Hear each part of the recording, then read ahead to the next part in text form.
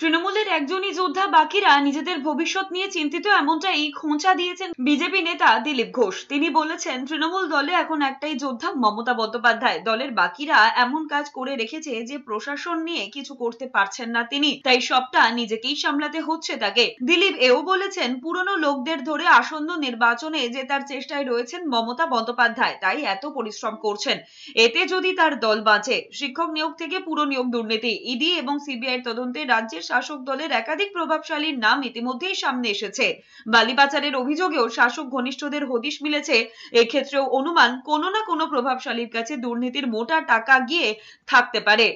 একটাই যোদ্ধা উনি, বাকিরা তো নিজের নিজের ভবিষ্যৎ নিয়ে চিন্তিত টিএমসিতে, তাই উনি সবই সামলাচ্ছেন। এখন দেখলেন প্রশাসন নিয়ে কিছু করা যাবে না, যা ঘটনা ঘটছে। এখন যাই হোক করে পুরনো লোকেদের ধরে ইলেকশন জেতার জন্য চেষ্টা করছেন, তাই তিনি পুরোপুরি পরিশ্রম করছেন আর কি, তার পার্টিকে বাঁচাবার জন্য।